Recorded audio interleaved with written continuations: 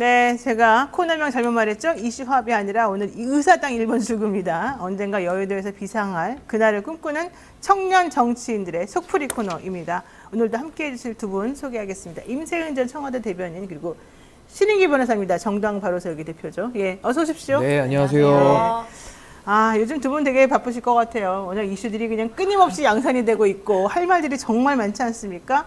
자, 어쨌든 중간에 광복절에 껴있어서 우리가 좀 늦어졌습니다. 그동안 어떻게 지내셨는지 근황을 좀 말씀해 주십시오. 저는 이제 꾸준하게 한 1년 정도 된 것 같은데요. 윤석열 대통령 퇴진 운동을 계속 하고 있고요. 그래서 지난번에 광복절에도 그 광주에 내려가서 윤석열 대통령 퇴진과 하야를 촉구하는 집회에 참석을 했습니다. 야, 진짜 열일하시고 다니시는군요.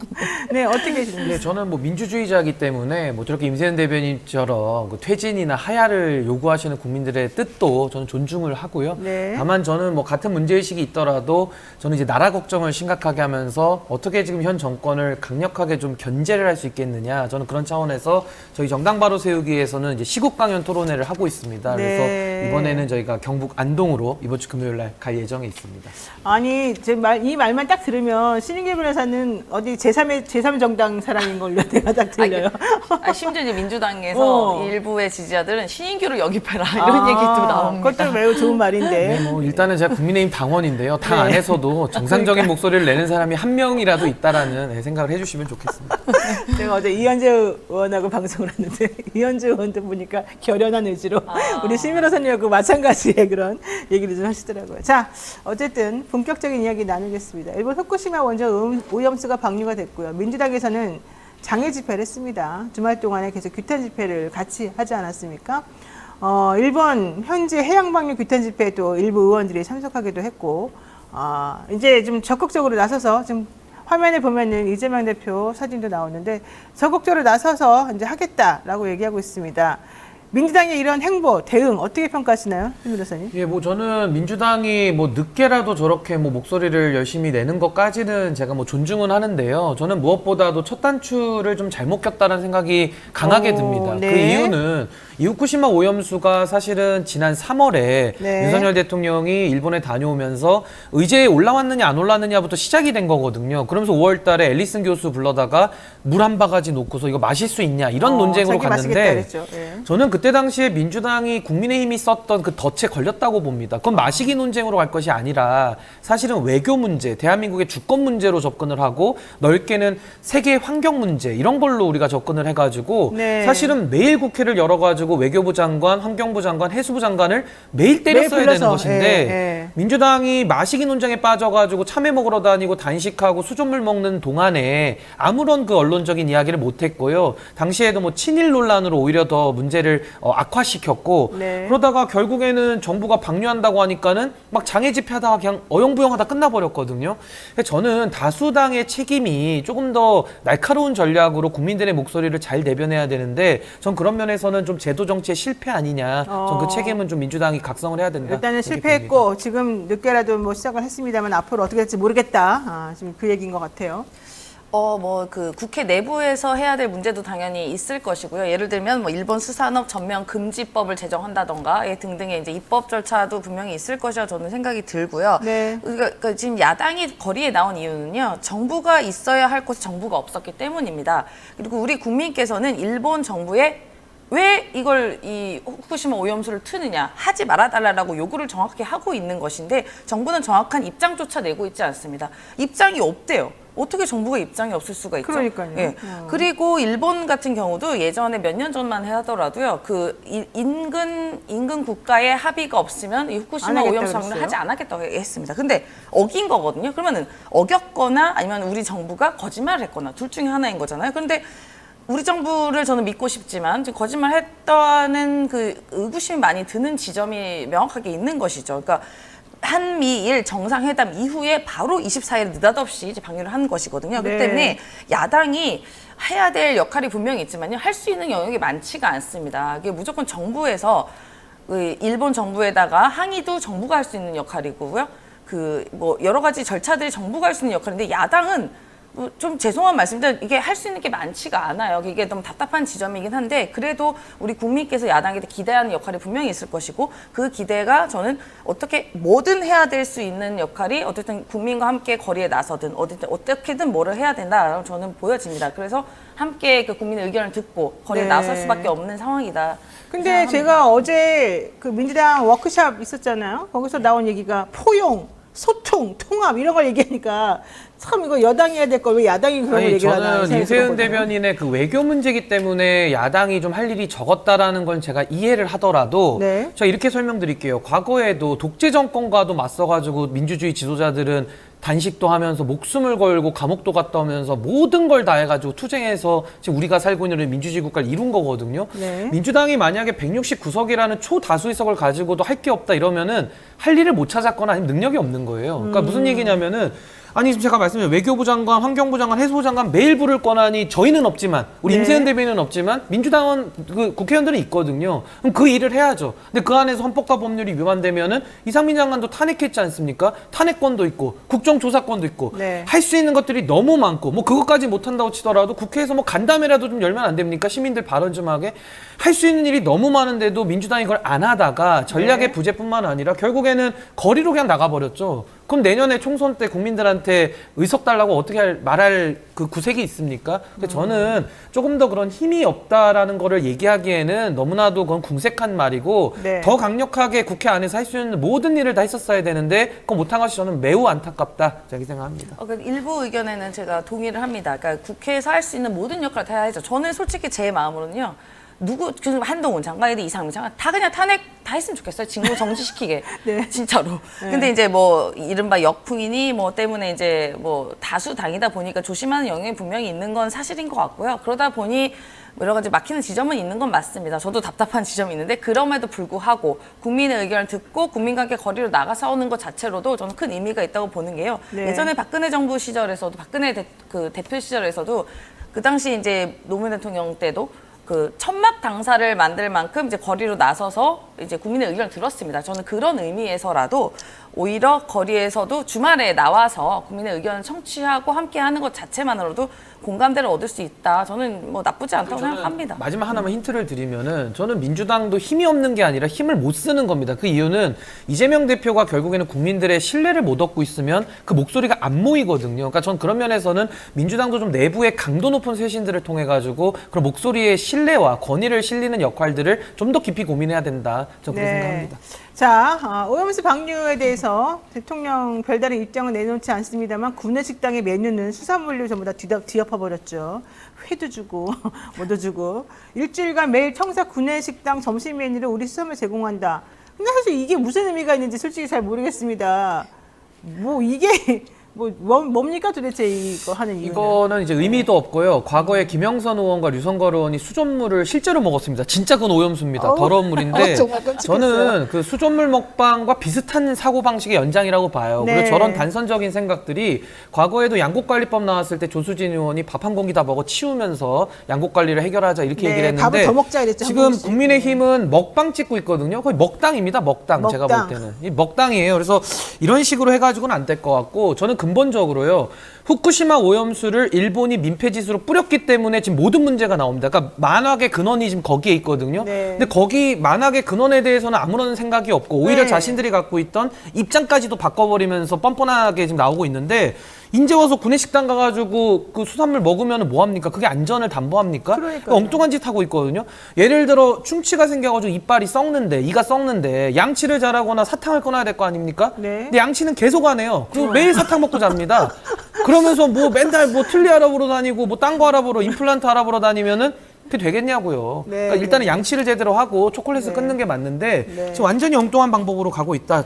잘못된 겁니다. 그러니까 솔직히 말해가지고 군내식당에서 지금 먹는 그 수산물은 다 옛날에 다 사가지고 유통이 되고 있던 거고 이번에 후쿠시마 방류하고는 상관도 없는 것이고 결과적으로 하고 싶은 거는 우리나라 수산물을 조금 더 많이 팔아서 좀 어민들에게 걱정을 덜어주게 하고 이쪽 국민들의 좀 두려움을 좀 반감시키자 이런 얘기인 것 같은데 사실 뭐 그러한 거하고는 이 근본적인 문제 해결하고는 완전히 다른 거잖아요. 그러니까 본질을 어디다 두고, 그러니까 소위 이런 거예요. 어쩌라고. 그래서 어쩌라고 그 수산물 일주일, 그것도 일주일밖에 일주일 안 먹어서 됩니다. 끝내요? 일주일밖에 안 돼요. 그리고 뭐 저도 예전에 청와대 있었을 때 그 구내 식당을 많이 이용했었지만요, 굉장히 잘 나오고 굉장히 가격이 저렴합니다. 그러니까요. 3,000원인가 네, 4,000원인가? 3,000원이래요. 예, 뭐 이랬던 것 같은데요. 그러니까 그 가격에 도저히 맞출 수가 없을 거예요. 아마 이제 이 수산물을 계속 하다 보면요. 그러면 어떻게 이건 또 어떻게 그래서 맞추는 거예요? 이걸 뭐 어떻게 먹어치우자는, 맨날 이렇게 먹어서 없애는지 모르겠어요. 여기 이 정부는요. 맨날 뭐 참외도 먹어서 없애, 뭐 아까 말씀하신 밥도 먹어서 없애. 이제 뭐 예를 들어 이런 얘기까지 나오죠. 조롱처럼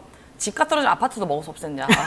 그런 얘기까지 나올 정도로 이렇게 네. 맨날 먹어서 배 터지게 생겼어요. 이 정부는요. 네. 근데 그러니까 본질은 뭐냐. 후쿠시마 오염수를 우리 정부에서 주권을 갖고 있는 국가라면 이걸 반대를 하거나 뭔가 의미를 얘기를 해야 되는 것인데, 왜 자꾸 아무 얘기도 하지 않고 입장도 없는데 지지도 하지 않고 반대도 하지 않으면서 이것도 구내식당에다 이거 점심에는 내놓으라. 그거 뭐 어쩌자는 건지 모르겠어요. 그러면은 그리고 또 웃긴 게요. 그 우리나라 수산물이 이렇게 위험에 처하자 급식에다가 또 넣는다는 얘기가 그러니까요. 나옵니다. 군대에서도 또 급식에다가 그냥 직장인 급식에 직장 급식 넣고 다 처음에는 뿌리겠다는 거예요. 그냥 급식에 타서 아이들 엄마들이 난리 나니까 이제 직장 급식이 나오는데, 직장인들은 뭐 죄인입니까? 뭐 네. 먹기 싫은 거 왜 먹어야 되는지 모르겠어요. 그러니까 이런 식의 행정과 이런 식의 시스템으로는 국정 운영에 너무 빈약한 철학을 보여주는 거다 저는 보여지고요. 애초에 그 본질 자체를 해결하지 않고 무슨 뭐 겉씌우기처럼, 뭐 말씀하신 것처럼 뭐 충치 그런 느낌처럼 하는 것 자체가 이 매우 아마추어적인 국정 운영이다라고 저는 생각합니다. 결론적으로 도둑이 막 들끓고 거리 돌아다니기 위험하다 이러면서 집에 일찍 들어가 밖에 나가지 마 이거예요. 도둑을 잡아야지. 그러니까 바깥에서 활동하는. 저는 저 예. 수산물에 대한 것도 이게 문제 핵심이거든요. 그러니까 멀쩡한 바다에다가 오염물질을 뿌리니까 당연히 수산물에 대한 그렇죠. 위험이 생긴 거에 대해서 국민들이 불안해하신 거고, 또 하나는 일본의 수산물을 이제 우리가 수입 규제를 할 수가 없게 되는 겁니다. 왜냐하면은 방류의 동의를 사실상 했기 때문에 네. 더 이상 막을 명분이 없어요. 네. 그러니까 우리가 막 동사무소 가서도 막 공무원들이 막 일 안 해주고 이러면 우리가 막 소리라도 지르고 뭐라도 해야 뭘 해주지 않습니까?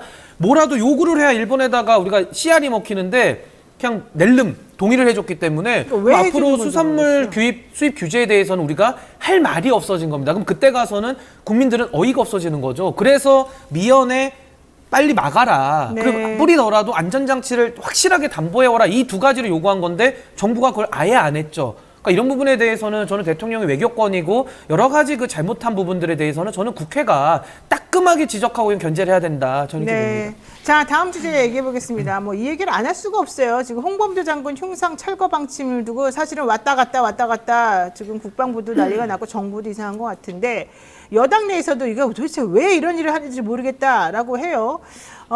그러면서 또 잠수함 이름을 잠수함 홍범도 잠수함이라고 박근혜 정부에서 했던 것에 대해서까지 이것도 이름을 바꾸는 거 검토한다 그랬더니 해군에서 무슨 소리야, 우리 그런 적 없어, 지금 이런 얘기가 지금 하고 있지 않습니까? 전체적으로 이 얘기가 왜 나오고 있는 것이고, 왜 대통령은 이념적 잣대를 들이대면서 이 모든 것들을 다 좀 이상하게 만들려고 하는 걸까요? 그러니까 제 생각에는 그냥 이슈를 이슈로 덮기 위함이 아닌가라는 추측이 듭니다. 그러니까 너무나도 또 갈라치기인 것이죠. 그러니까 한번 이거 윤석열 대통령이 후보 시절에 갈라치기를 좀 재미를 보지 않았겠습니까? 뭐 예를 들어 여성가족부 폐지해서 뭐 남녀를 가르고 세대를 가르고 등등으로 재미를 봤었기 때문에 이번에는 이제 이념으로 갈라치기를 하는 게 아닌가라는 추측이 듭니다. 그러니까 지금 뭐 박정훈 대령 사건으로 사실 국방부 쪽에서 굉장한 이렇게 여러 가지 어려움이 있잖아요. 그러니까 이게 사실 계속 드러나고 있는 상황에서 이제 국방부에서 또 나온 이슈 아니겠습니까? 그러니까 이른바 저는 그냥 이 이슈를 덮기 위한 거라고 보여지고, 또 하나는 문재인 정부 지우기, 지난 정부 지우기라고 생각이 듭니다. 그러니까 모르겠어요. 저는 윤석열 대통령이 뭐 지난 정부에서 사실상 초고속 승진을 하고 초고속 발탁이 돼서 그게 컴플렉스인지 모르겠지만 지난 정부 지우기에 너무 혈안이 되어 있는 거 아닌가 싶습니다. 이른바 홍범도 장군 같은 경우도 지난 정부에서 유해를 저희가 모시고 오고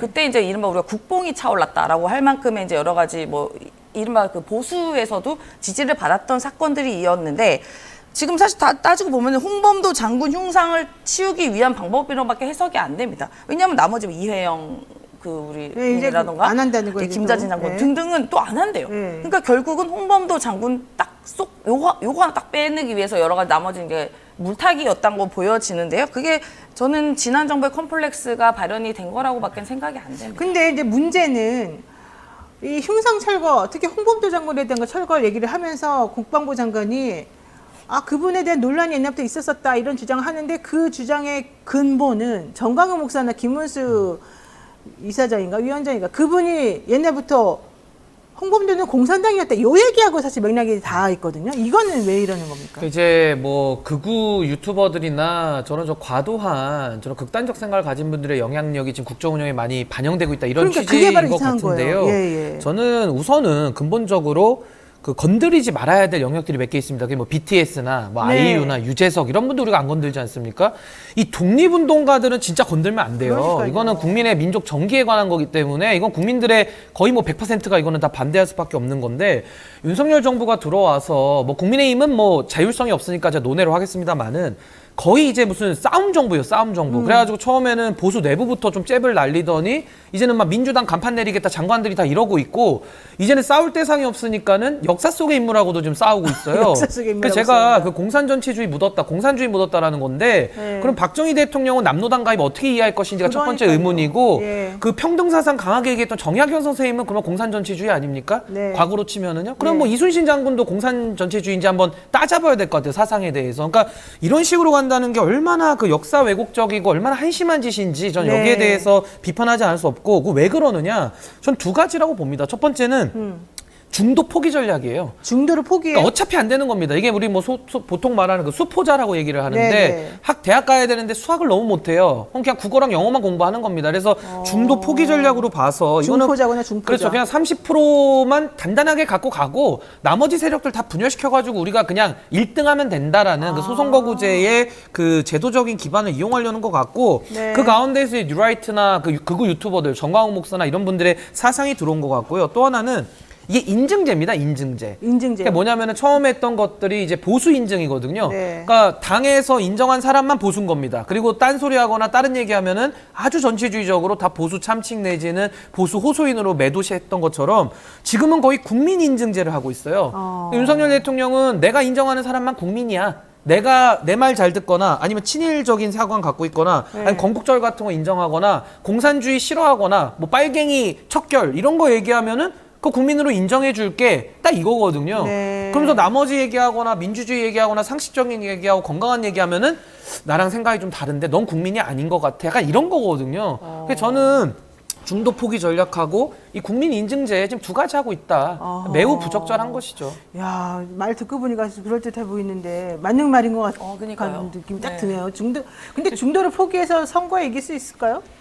그러니까 착각하고 계시는 거죠. 그러니까 이제는 이제 약간 극단으로 가시는 것 같습니다. 그러니까 그 전에 이제 윤석열 대통령 초반에는요 눈치를 좀 봤어요. 그래서 뭐 장관 임명할 때도 이게 여러 논란이 있으면 임명 철회하기도 했었고요. 그다음에 정순신 그때 뭐 수사 네, 본부장 네, 네. 같은 경우에도 학폭 얘기 있으니까 뭐 자진 철회를 하긴 했지만 사실상 대통령께서 철회를 그러니까 네, 필요로 해주셨죠. 하니까 네, 이렇게 그때 하지 했죠. 않았을까 네. 싶은데 이제는 정말 막가파입니다. 막가파. 근데 전혀 눈치를 안 보고요. 이제는 그 소수의 본인을 지지하는 이른바 바이든을 날리면을 듣거나 해고염수를 드시거나 체리 따봉 받는 사람들까지만 본인의 국민을 생각하시는 것 같아요. 그래서 거기만 보고 바라가는 것 같다. 그렇게 생각이 듭니다. 정말 인증제란 말하고 네, 근데 있는데 그 정순신 사건 때는 그 왜 그랬냐면은 당 경선이 진행 중이라 그러니까 선거 앞에서는 일부 듣습니다. 일부 국민의 범위는 조금 넓어질 수 있어요. 그러면 이번 선거를 치러야 되기 때문에. 총선은 어떻게 치시려고 그러니까 한 내년 이러시는 2월 걸까요? 정도 되면은 조금 이제 국민의 많이 의견을 들을까요? 듣는 듯한 모습은 나올 수도 그러니까 있어요. 선거가 바로 코앞에 있어야 조금 정신이 반영률이 차린다. 높아진다, 이런 이 것 생각이 같아요. 그래서 아사히 신문에 나가는 그 요구, 아사히 신문 보도에 의하면 그 해고염수 빨리 틀어달라는 게 그게 또 하나의 그렇죠. 의미이지 않을까 싶습니다. 일단 정부에서는 또 그걸 부인했습니다. 아사히가 잘못했다 이런 얘기 같아요. 정정보도 하셔야 되는 거 아니에요? 네, 근데 정정보도 요구는 안 하고 있죠. 자, 요거 얘기하겠습니다. 민주당 이재명 대표 취임 1주년 맞이했습니다. 점수 한번 매겨볼까요? 100점 만점에 몇 점? 저는 77.7점. 77.7. 예전에 대표됐을 때 그 네, 얻은 퍼센테이지로. 퍼센테이지네요. 네. 네. 근데 저는 뭐 100점 만점이라고 평가 자체가 뭐 의미가 있나 전 싶어요. 솔직히 저로 치면은 뭐 우리 소송에서도 각하 이런 거 있듯이 저는 이재명 대표는 대표 자리에 올라간 것이 본인도 참 고통이지만은 아마 지지자들도 매우 이게 참 난처할 것이고 국가적으로도 이게 정치 사망으로 가는 데 일조했기 때문에 왜요? 왜냐면은 제가 이제 정치에서 가장 중요한 게 두 가지입니다. 윤석열 정부한테 우리가 비판하는 거랑 똑같은데요. 첫 번째가 책임 정치죠. 책임을 져야 되는 거죠. 네. 더 큰 권한 가진 사람이 더 큰 네. 책임을 지는 게 첫 번째고 네. 두 번째가 민주주의 원리 아닙니까? 그래서 민주적 정당성을 가지고 우리가 하는 거고 전 두 가지가 다 존중받아야 된다 생각하는데 이재명 대표는 기존의 정치문법을 깨버렸어요. 마치 우리가 윤석열 대통령한테 기존 정치문법을 완전히 박살낸다라고 비판하듯이 이재명 대표도 그걸 같이 깼죠. 그게 뭐냐면은 대선에서 졌는데 안타깝게 지니까 이분이 물러나질 않는 거예요. 그래서 또 이제 지선까지 지휘를 했는데 또 졌습니다. 근데 물러나지 않아요. 네. 그럼 오히려 저는 이런 거 처음 듣는데 더 큰 책임을 지면서 더 큰 일을 하면서 책임을 지겠다 이런 얘기가 나오면서 대표가 돼버리거든요. 네. 그러니까 지금 1년 동안 민주당이 고전하고 있고 여러 가지 지금 그 야당으로서의 권위에 지금 국민들의 힘이 실리지 않는 이유는 전 이 책임 정치 실종에 있다. 근데 그걸 이재명 대표가 근원적으로 해결을 하지 않는 이상은 네. 김은경 혁신위원장 100명 세워도 이건 해결할 수가 없다. 전 근본의 문제라고 봅니다. 지금 아주 신랄하게 비판하고 있습니다. 그러니까 뭐 말씀하신 것처럼 대선에서 졌기 때문에 뭐 무한한 책임은 있을 수 있습니다. 근데 그 대선에서 졌던 여러 가지 뭐 이유가 있겠지만 저는 이재명 대표 단순히 본인만의 문제는 아니었겠죠. 근데 여러 가지 당원들과 국민의 요구로 대표가 됐고 그리고 여러 가지 기대가 있었습니다. 근데 그 기대에 여러 가지 충족을 못한 면은 있어요. 그 부분 저는 뭐 비판의 지점이 있다고 생각이 듭니다. 왜냐하면은 그 정부 여당을 제대로 견제하지 못했다. 왜 이렇게 힘 없는 야당으로 못을 보여주냐라는 비판은 있었겠지만 그건 저는 이재명 대표 한 명의 문제는 아니라고 봐요. 여러 가지 그 170명의 의석을 제대로 활용하지 못하는 뭐 민주당 전체의 문제일 수도 있는데 근데 네. 그 문제는 뭐냐면 당대표 되기도 전부터 뭐 여러 가지 뭐 사법 리스크니 뭐 이런 것 이야기로 계속 당대표를 흔들었던 것도 저는 문제의 시발점이라고 봅니다. 네. 그렇기 때문에 대표가 딱 컨트롤하고 쥐고 이렇게 뭔가 영향력이나 힘을 발휘하지 못하게끔 당내에 여러 가지 복합적인 문제도 있었던 것도 저는 하나의 영향이라고 보고 이제라도 이제 이 야당이 야당의 매운맛을 좀 보여줘야 될 따라고 보여집니다. 그리고 아마도 이제 이재명 대표도 1년이 됐고 지금 정부 여당 그리고 대통령이 너무나도 무자비하게 대통령 권한을 행사하고 있기 때문에 이제는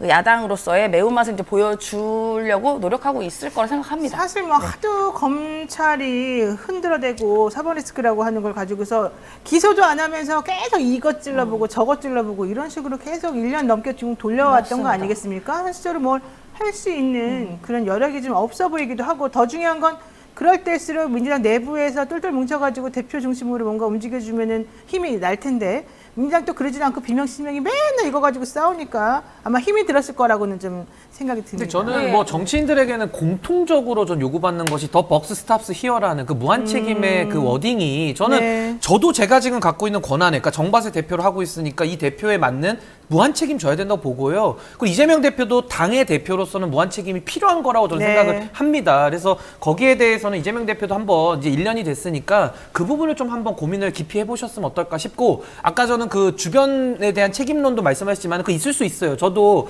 이상민 장관 공격하고 한동훈 장관 비판하고 하거든요. 네. 근데 본질적인 건 윤석열 대통령이 책임을 져야 되는 겁니다. 그러니까 그 왕관의 무게가 매우 무겁다. 저 그 네. 말씀드립니다. 예, 아니 그리고 그 이재명 대표도 나름 노력하고 있는 거예요. 근데 대표다 보니까 이게 한 명 하면 예를 들어 뭐 경기도 지사 때나 시장 때는 그냥 본인이 권한이 있잖아요. 그러니까 내가 그러니까 컨트롤할 수 있는데 한 명 한 명 의원의 그 무게가 헌법 기관이다 보니까 어떻게 할 수가 없는 영역이 있어요. 그러니까 이재명 대표도 답답한 지점이 분명히 있을 것이고요. 그래서 지금은 잘 통합하고 잘 나아갈 거라고 저는 믿고 있습니다. 네, 자 국민의힘 어제 연찬회 했었습니다. 대통령 여기 가셔가지고 우리 잘해보자 먼저 이런 얘기를 하신 걸로 보이는데 대통령이 일단 연찬회 참석한 거 괜찮은 건지 또 어제 연찬회에서 분위기라든가 앞으로 어떻게 하겠다는 건지 수도권 위기는 없다 이런 얘기하는 사람들도 있고 있다 이런 사람들도 있고 국민의힘 내부에서도 좀 서로 이렇게 보는 시각이 다른 것 같습니다. 우선은 저는 어제 연찬했다는 거 그냥 사진으로만 봤고요. 영상도 왔는데 안 봤습니다. 뭐 봐봐야 무슨 얘기할지 뻔히 저는 그냥 저보고 대본 쓰라면 다 쓸 수 있기 때문에 안 봤고요. 1+1은 100이다 이런 애들하고는 안 놀겠다 뭐 이런 별로 얘기도 그냥 있었어요. 뭐 의미 부여하고 싶지 않은 얘기들이 나온 것 같고 네네. 결국에는 어제 연찬회에서 뭐 했겠습니까? 대통령 각하 만세 아마 했을 것이고 또 하나는 정신 승리하지 않았겠습니까?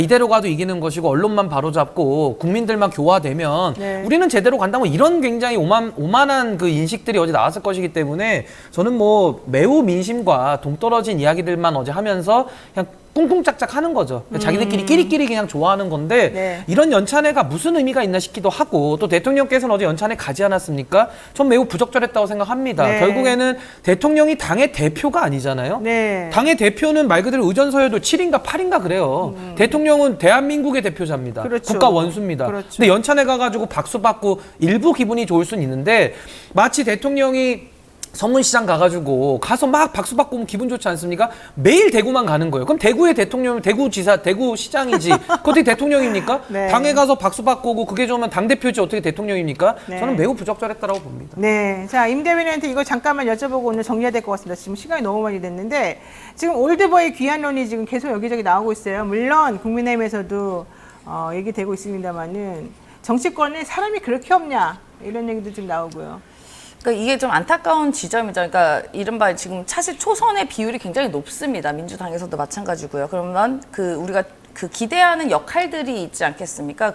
야당에 대한 기대하는 역할들을 제대로 충족하지 못하고 있기 때문에 이런 올드보이들이 이제 귀환되는 것이라고 보여지고요. 그리고 이분들이 이제 특히나 이렇게 스피커가 세지 않겠습니까? 이제 언론에 나와서 이야기하는 것들을 봤을 때도 그런 영향도 무시하지 못할 것 같고, 저는 이분들이 현실에 나오기보다는 사실 어른으로서 이렇게 조언을 하는 조언 그룹으로 남았으면 좋겠다라는 마음은 듭니다만, 그건 제가 어떻게 할 수 있는 영역은 아니니까요. 잘 알아서 판단하시고 결국은 국민께서 판단하실 거다라고 생각합니다. 알겠습니다. 네, 여기까지 해야 될 것 같습니다. 지금까지 의사당 1번 출구 신인규 변호사 그리고 임세은 전 청와대 부대변인하고 함께했습니다. 고맙습니다. 네, 감사합니다. 감사합니다.